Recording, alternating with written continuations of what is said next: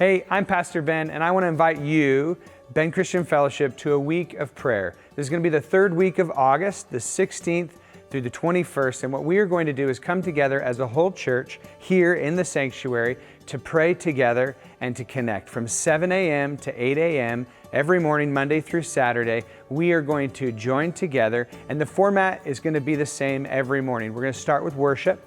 Then what we'll do is we'll take a quick time of encouragement.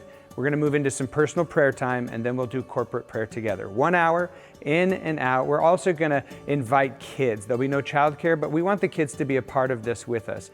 As a family, as a church, we want to pray together. Some of my most impacting moments when I was a kid, I remember was in the prayer room at church growing up, watching my mom and my dad and all my friends pray and seek God. This is a great time for us to come together as a whole family, 7 to 8 a.m., and just connect together and pray and connect with God.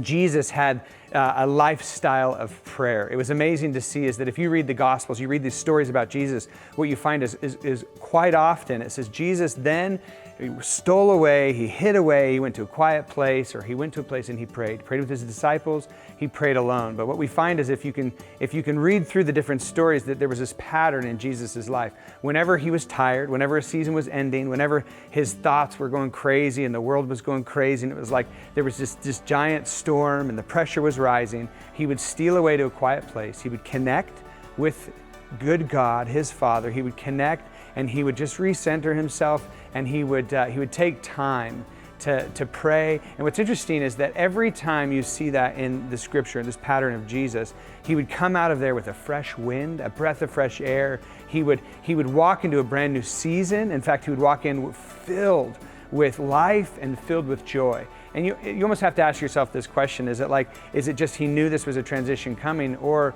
was this actually what led to the new season of his life? You know, all of us as a church, hey, we're finishing in August. We do prayer and fasting in January, but we also recognize that we're about ready to walk into a new season this fall. September, kids are going back to school. Life is gonna have its new ups and downs. And we as a church, we wanna walk into this next season full of a breath of fresh air, filled with life and filled with joy. I wanna invite you to come every morning. We're going to be here. I would encourage you as a church. This isn't just for the prayer team.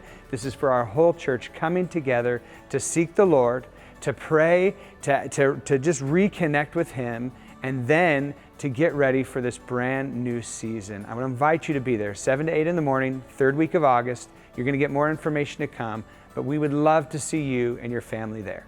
Have a wonderful, wonderful week, and we'll see you at the week of prayer.